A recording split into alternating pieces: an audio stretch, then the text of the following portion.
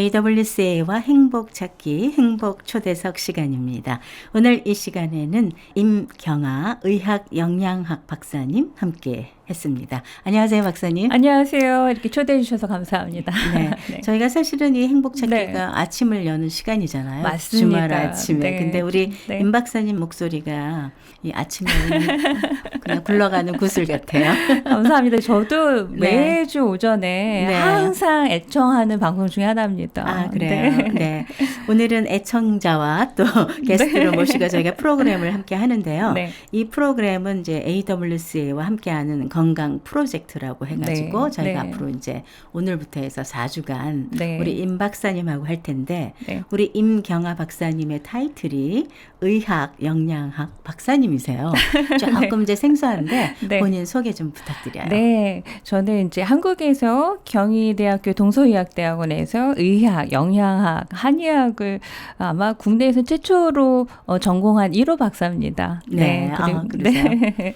그래서 제가 이제 함성한의원이라든가 롯데중앙연구소 기업에서도 한 10여 년간 근무했었고요. 네. 네, 미국에서는 닥터린스 푸드 클리닉을 운영하고 그리고 조금 더 많은 분들에게 이제 먹거리에 대한 중요성을 좀 강조하고 싶어서 AM1660에서 잘 먹고 삽시다라는 프로그램을 진행하고 있습니다. 아, 그러시구나. 네. 자, 이 시간에는 매주 주말 아침이죠. 저희 네. 이제 8시 반에 사회복지 방송도 하면서 이제 네. 같이 하는데 특별히 요즘에는 잘 먹어야 건강하게 살잖아요. 그렇습니다. 이게 저희가 먹는 거에 의해서 어떻게 보면은 우리가 3.5kg로 태어나가지고 지금의 내가 되기까지 어떤 음식을 먹느냐에 따라서 질병이 되기도 하고 또 그 질병 또한 내가 어떤 걸 먹느냐에 따라서 치료되기도 합니다. 네.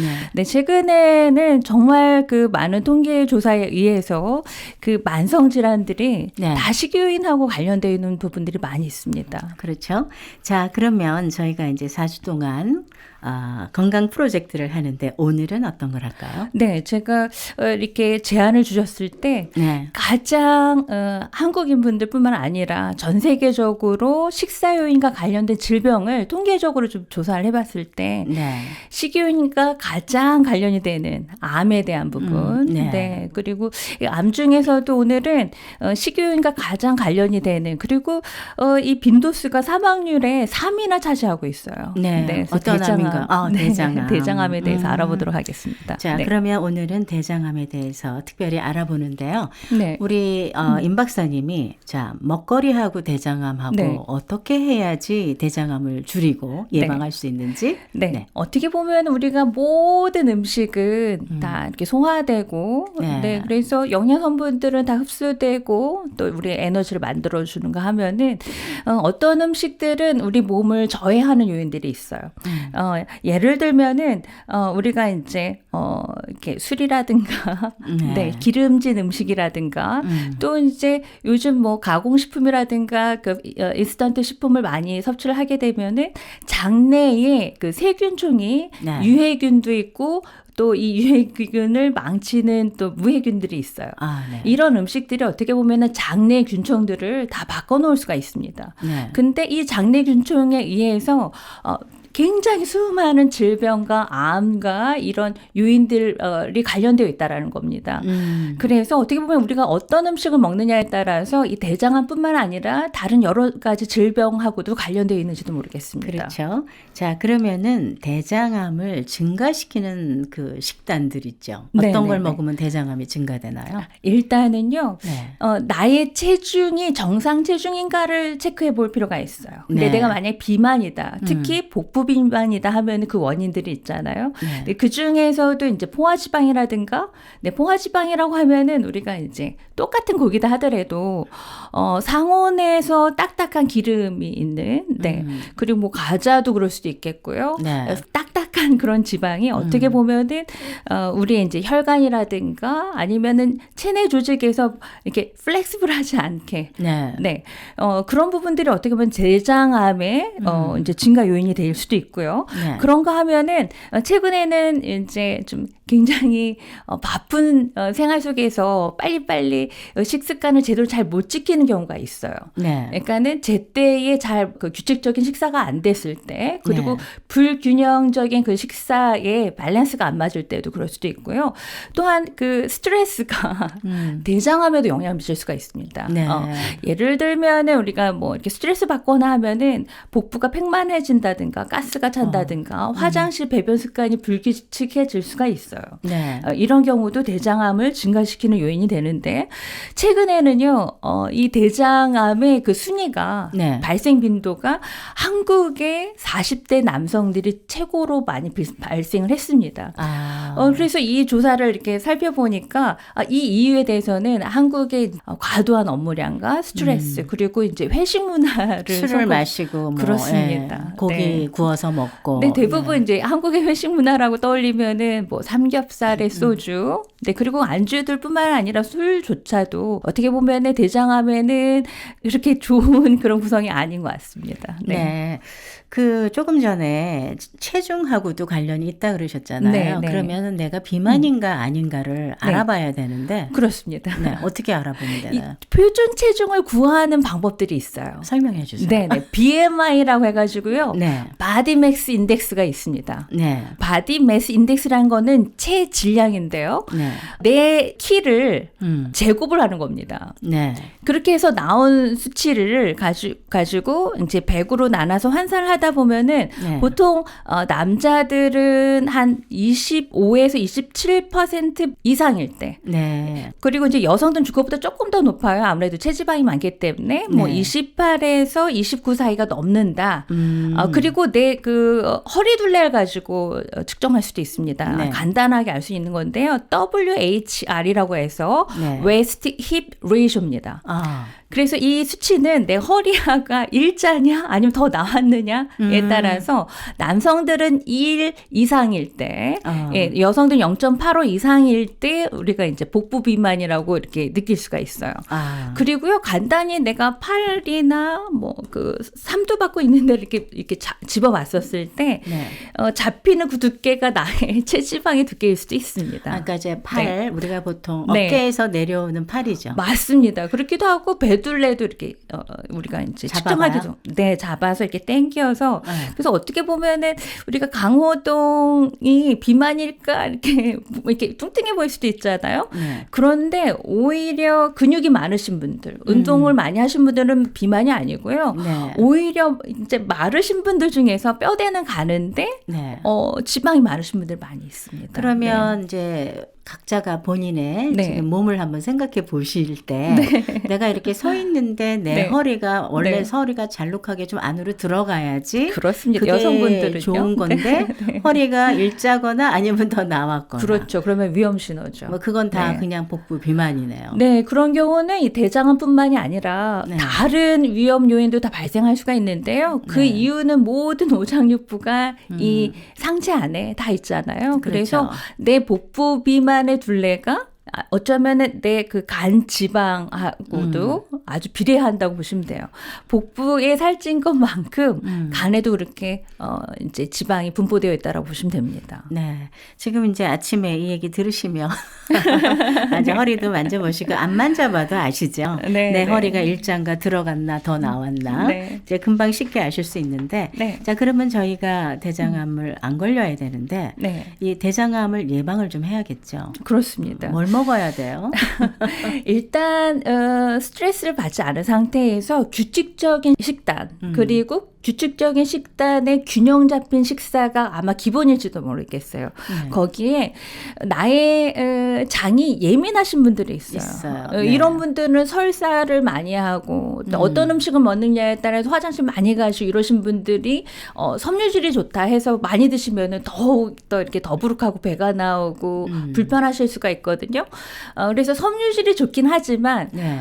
대장에 좋은 섬유질은 따로 있어요. 어떤 거예요? 이게 물에 녹느냐 안 녹느냐에 따라 달라집니다. 아. 네, 수용성 섬유소와 이게 불용성 섬유소가 있어요. 네. 예를 들어서 불용성 섬유소는 야채의 이제 거친 부분, 잎이 많고 그 섬유질의 정의가 우리가 소화되지 않는 다당류라고 생각했을 때 소화되지 않기 때문에 어떻게 보면 비만에 좋고 그럴 수도 있지만 이게 그득하고 소화가 안 되고 이게 복부 팽만한 감이 계속 갈 수가 있어요. 네. 그런데 수용성 식이섬유는 우리가 이제 간에서 지방을 분해하기 위해서 그런 담즙이라는 게 나오거든요. 그렇죠. 예, 네. 콜레스테롤을 원료로 합니다. 네. 그래서 이 음식을 우리가 많이 먹게 되면은 이 담즙이 많이 나와야 되니까 간에 있는 콜레스테롤은 자연스럽게 낮아집니다. 네. 그리고 이 콜레스테롤과 함께 쓸데없는 섬유질하고 같이 대장으로 가서 네.